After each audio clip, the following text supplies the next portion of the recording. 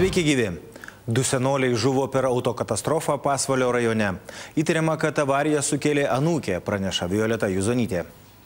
24 Biržų rajono gyventoja, automobilį vairuojantį mažiau nei metus, skaudžią avariją patyrė reguliuojamoje sankryžoje ties Saločiais, išvažiavusi į magistralinį kelią. Vairuotoja turbūt neįvertinusi eismo intensyvumo ir neįvertinusi artėjančių automobilių įvažiavo į sankryžą, dėl ko įvyko susidūrimas. Jauna vairuotoja automobilyje vežėsi abu senelius bei motiną su sugyventiniu.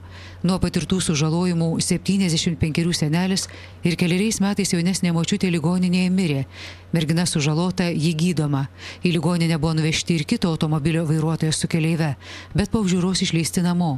Teigiama, kad latvių vairuotoja su motina išgelbėjo saugos diržai ir oro pagalvės. Šįmet Pasvalio rajone keliuose žuvo 3 žmonės, pernai tuo pat metu 9. Violeta Juzonytė, Gidijus Krikščiūnas, LNK žinios, Pasvalys.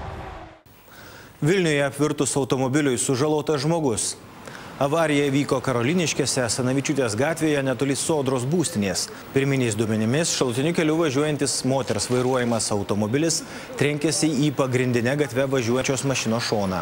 Pastaroji nuo smūgio apsivertė ant stogo ir nučiuožė. Per avariją nukentėjo apsivertusios mašinos keleivė. Ji išvežta į ligoninę. Kiti žmonės atsipirko lengvesniais sužalojimais. Prie Lenkijos sienos pasieniečiai persekiojo vogtus automobilius. Pareigūnams teko šaudyti ir blokuoti kelius. Pirmoji sulaikymo operacija prasidėjo, kai Kalvarijos užkardos pasieniečiai pastebėjo šalikelyje stovinčius 3 įtartinus automobilius. 7 serijos BMW su lenkiškais numeriais ir Vauxhall Vectra bei Citroën Xara su angliškais. Pasieniečiai visureigiu užblokavo BMW.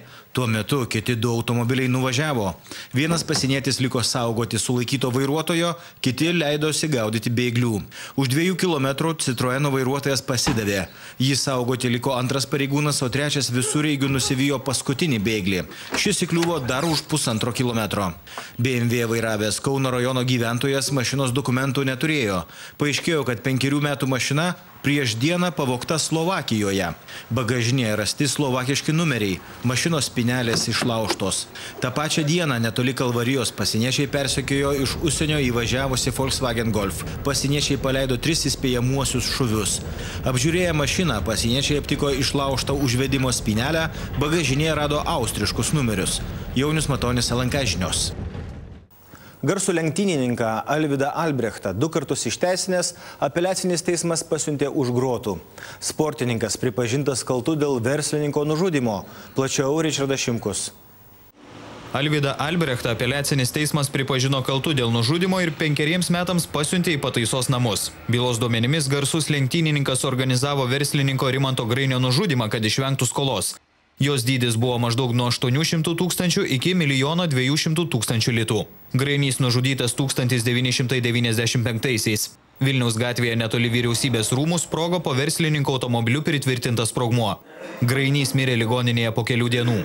Pasak teismo, Albrechtų už žmogžudystę skirti tik 5 metai kalėjimo, nes buvo pažeista lenktynininko teisė į kuo greitesnį bylos išnagrinėjimą. Teismai truko apie 5 metus. 2006-aisiais Vilniaus apygardos teismas Albrechtą pripažino kaltu ir pasiuntė į kalėjimą 8 metams. Tačiau apeliacinis teismas lenktynininką vis išteisindavo, o aukščiausiasis teismas nurodydavo bylą nagrinėti iš naujo. Alvydą Albrechtą pasiųsti už grotų apeliacinis teismas nusprendė bylą išnagrinėjęs 3 sykį. Ričardas Šimkus, Vidmantas Beržinis, LNK žinios, Vilnius. Astos Valentaitės namų tvarkytoja turės sumokėti beveik 40 000 litų už pavogtus rankinukus.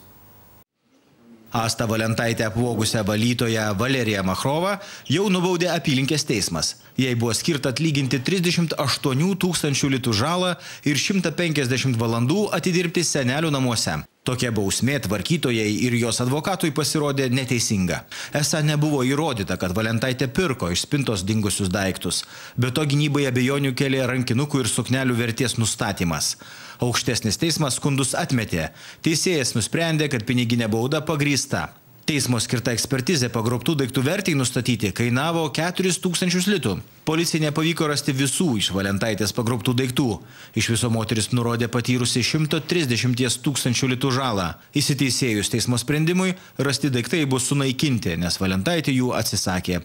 Jaunius Matonis, LNK žinios, Vilnius.